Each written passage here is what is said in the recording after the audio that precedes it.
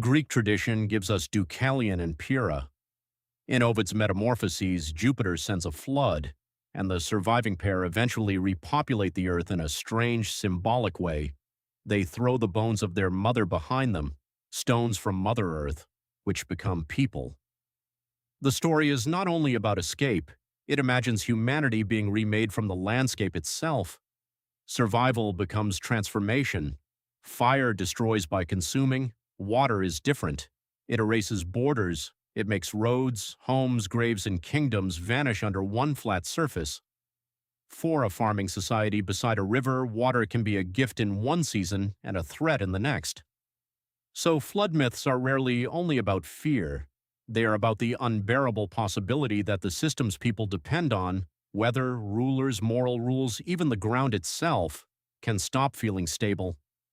That is why these stories keep returning in new forms. Not because every culture told the same tale word for word, but because disaster forces the same human question.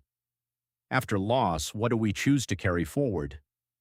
Today we tell disaster stories through climate reports, evacuation maps, post-apocalyptic films, and emergency alerts. They are not ancient myths, but they often perform a related emotional task. They help us imagine collapse before it happens, and ask whether we would protect each other when it does. The ancient flood stories do not give us one clean answer.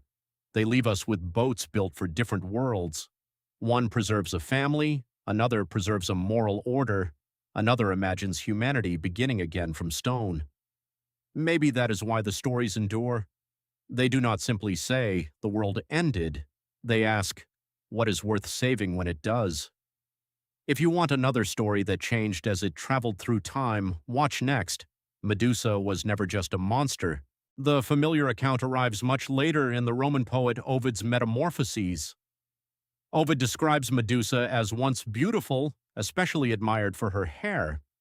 He says Neptune, Rome's name for Poseidon, violated her in Minerva's temple, and that Minerva changed her hair into snakes. It is a powerful story. It has shaped paintings, films, novels, and modern conversations about blame and power, but it is important to name it accurately. It is Ovid's Roman telling, not a detail found in Hesiod's early Greek account. Medusa has never been a fixed character. Each era found a different fear, conflict, or question in her face. In ancient Greek art, Medusa's face has a special name, the Gorgonian. It looks straight out at the viewer. Early Gorgons can look deeply strange, wide eyes, sharp teeth, a lolling tongue. Later artists make Medusa more recognizably female and more conventionally beautiful. But the direct gaze remains. The Gorgon face was apotropaic, an image meant to turn harm away.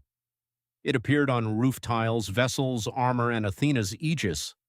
A frightening face was placed at a threshold because it could confront what approached. That is Medusa's first paradox. An image of danger could also be a tool against danger. The Perseus story turns that power into an encounter with looking itself. Perseus cannot meet Medusa's gaze directly. He watches her through the reflection of a polished shield. Even after he kills her, the head remains powerful enough to petrify and is carried as a weapon before it reaches Athena.